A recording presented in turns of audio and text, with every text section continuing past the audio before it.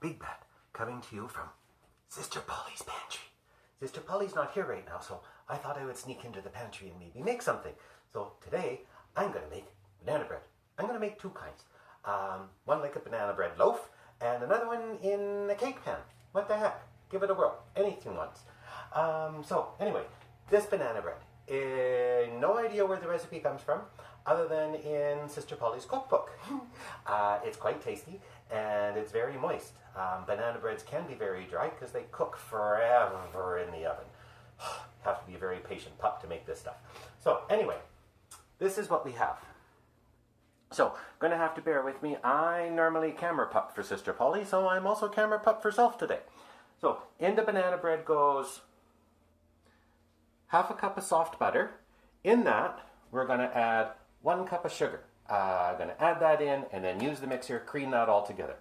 Then into that, we're going to take 2 ripe bananas, not green bananas. They have to be ripe. Sometimes what this one does is when bananas are getting too ripe in the bowl, throw them in the freezer. And then when you want to make a banana bread or something, you just take a couple of bananas out and thaw them and poof, ripe bananas. So anyway, so I'm going to add the bananas and a couple of eggs and sour cream. Odd thing, I know, but sour cream goes in this. There's a secret though. I'll show you soon. So let me get busy and start mixing things together. Yeah, so take soft butter, cream. So just want to mix it so it's nice and fluffy looking, like some pale yellow clouds. And then you're going to add the 1 cup of sugar and keep going.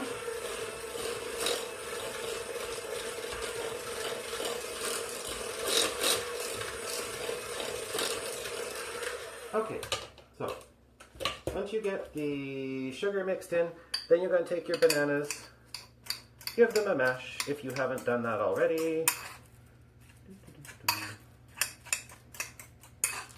Okay, and dump in bananas. Make sure you get all the banana bits. Okay, and 2 eggs. Sometimes it's better to crack 1 at a time. That way, if you get a shell, you can get the shell out, or you can live on the edge. And add the eggs. Okay, now comes the fun part. It's kind of like chemistry class. So, remember the sour cream. 1/4 cup plus 1 tablespoon. To that, we're going to add 1 teaspoon of baking soda. This is going to make the sour cream puff up and go all fluffy, and it's going to add that to the other stuff, and you're going to get a nice fluffy, moist banana bread. Little whisk. So, 1 teaspoon. Now, if I can do this, I will show you what happens. So, no, that's not going to work. I'll show you in a sec. Hold on. So, you add that in to the sour cream, and you can watch the sour cream actually start to get fluffy. It's like it's making little clouds. Yeah, so take this and now scrape all of it in. Yeah, so it's kind of like sour cream mixed with air now. And then again, the mixer, and just mix all of this wet stuff together.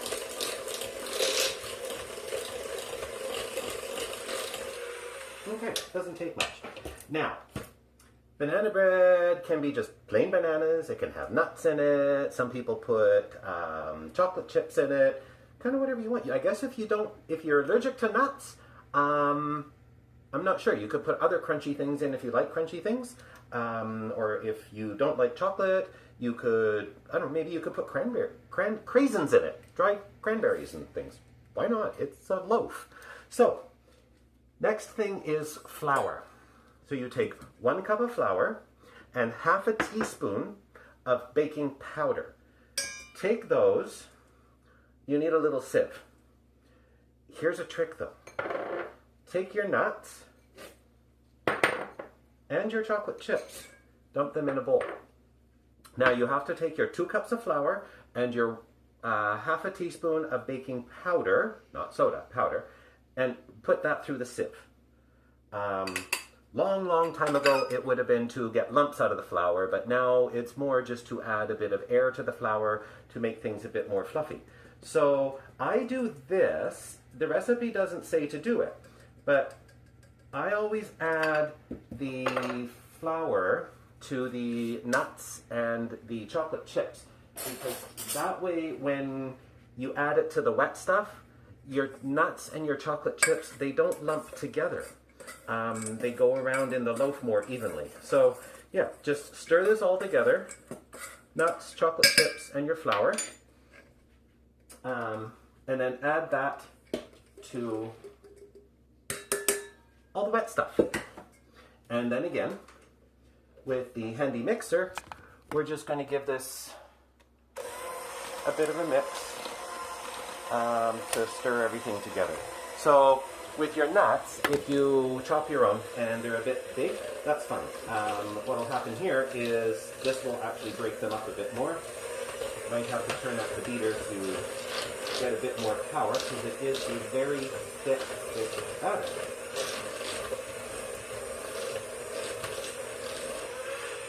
Okay, so when the batter's mixed, that's kind of what it should look like. Like I said, it's really thick, but it's really tasty too.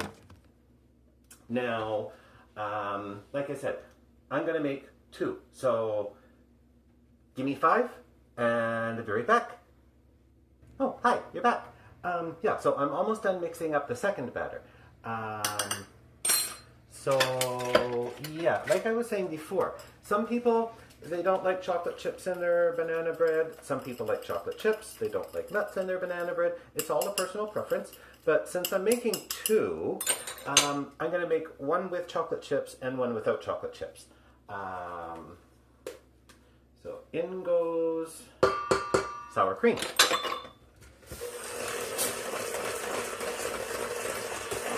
Mix. Okay, now, like I said, I like to put the nuts in the bowl and then add my flour, because it coats the nuts nicely so that, coats the nuts nicely so that they don't all stick together in the loaf. Just give them a bit of a stir. So remember, this was 1 cup of flour and half a teaspoon of baking soda, or baking powder. The soda goes in with the sour cream.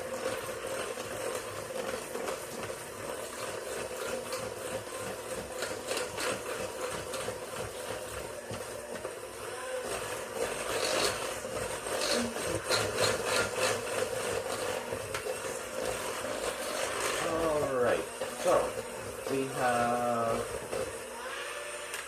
2 batters, one with chocolate chip and 1 without chocolate chip.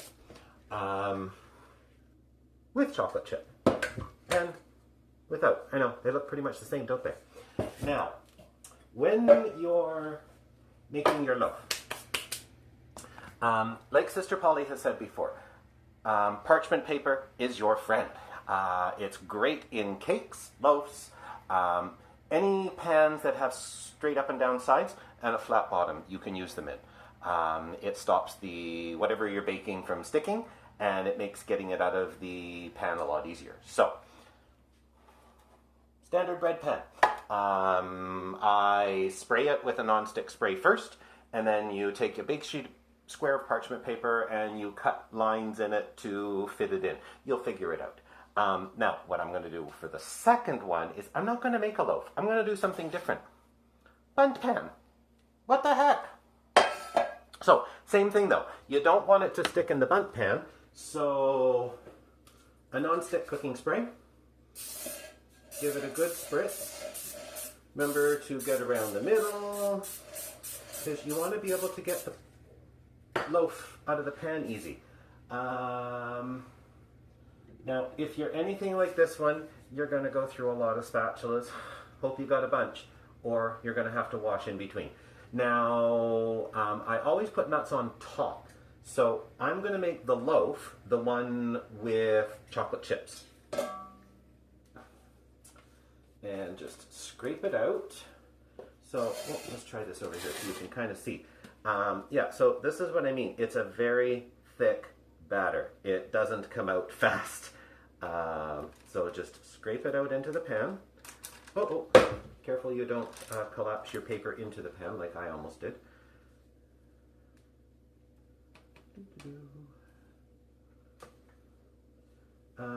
Now, if you have little ones, pups or humans, this might be something fun to make with them too.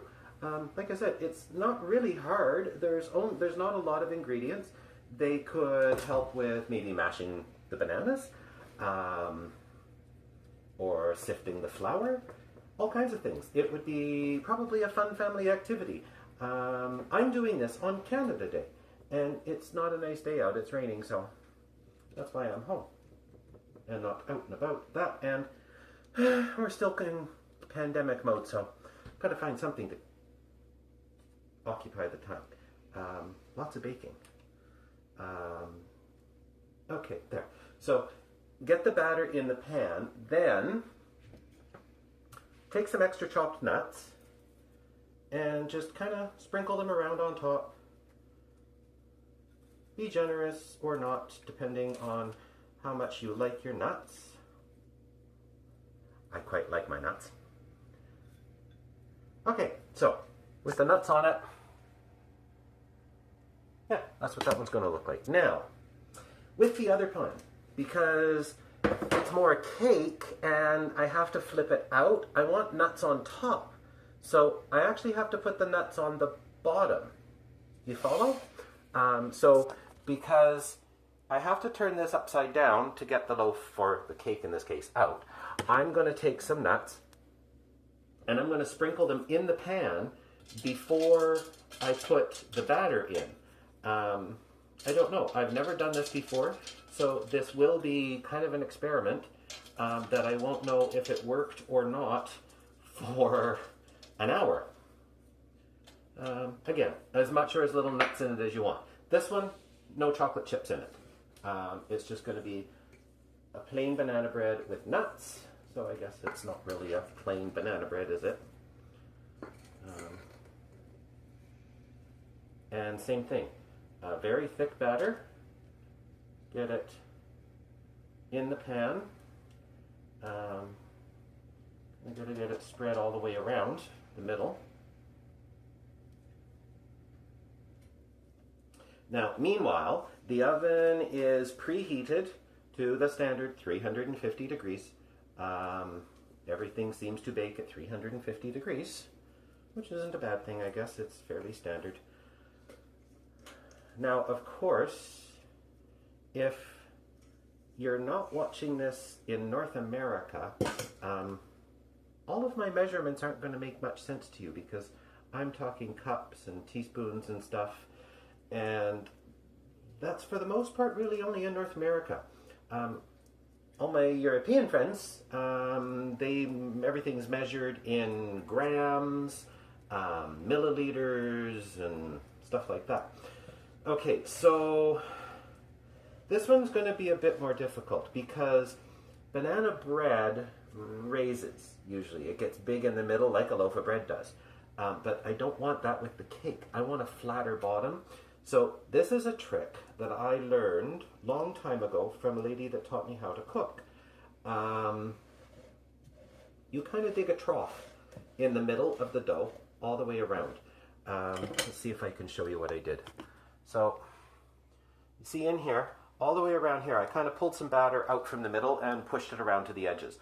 So hopefully this will let the middle come up a little bit slower so it's more flat, so when I flip it out, it works. Now, like I said, 350 degree oven for 1 hour. Long time to bake. So we're going to get these in the oven now.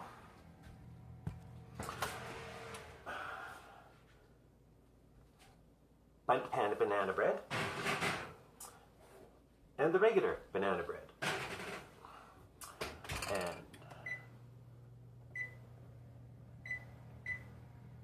timer set. So, I'll be right back, and we'll see how these things turn out. Okay?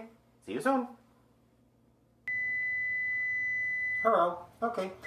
So, that's the timer. We're going to check the banana bread to see if it's done.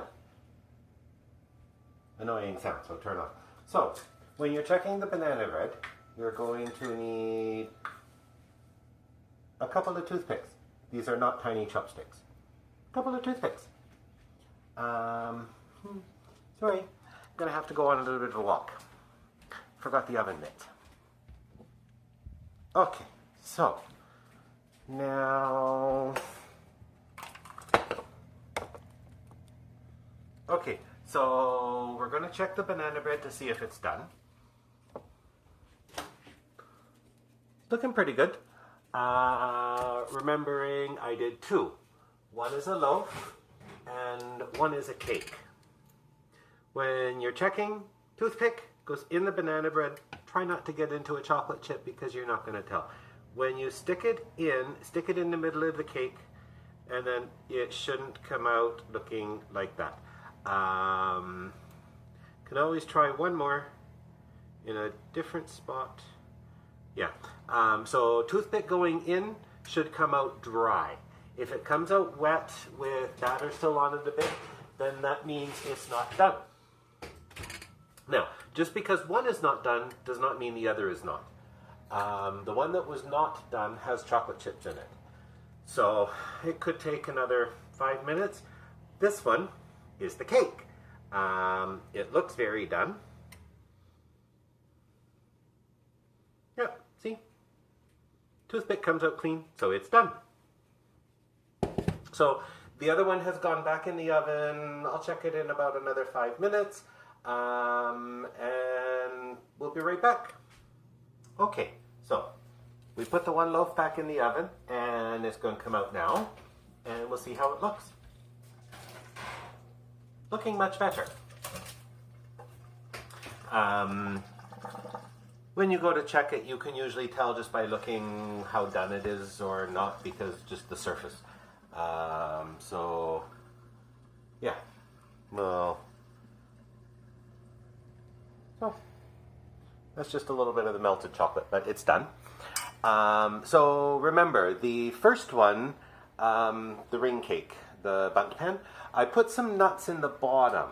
I think I will do that again, but I'm not going to do that next time, because when I turned it out, that's the top surface, which I would put underneath. So I'll show you what I mean. So remember, I put nuts in the bottom of the pan thinking I was going to flip the cake out and it would have nuts on top like the loaf does. But didn't really turn out the way I thought it would. Oh, yeah. The nuts are more baked right in, where the loaf, the nuts are sitting up on top and it looks quite lovely. Okay, so now, the loaf. We used parchment paper in the pan, remember? At the beginning, and I said, it's great stuff. It really helps. So this is why.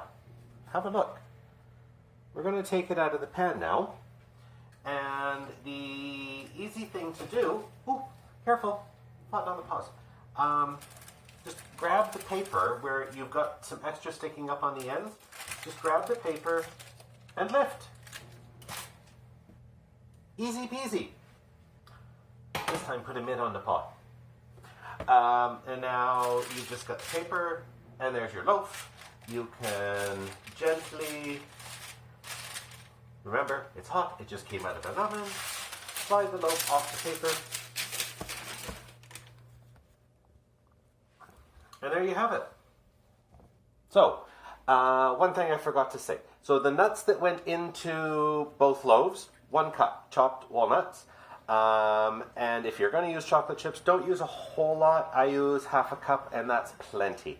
Much more than that and you basically have chocolate loaf cake. Yeah, it'd be a really gooey mess. But, so,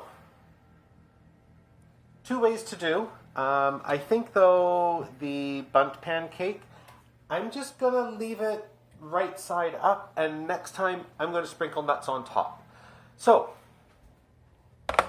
oops. So, like I said, this is Pup Bigbad, and I borrowed Sister Polly's pantry today while she is off doing something else for the community, and I thought you might like some banana bread. So, who knows? Maybe I'll sneak in another recipe sometime for you. But for now, bye. Ruff, ruff. Hope you enjoy.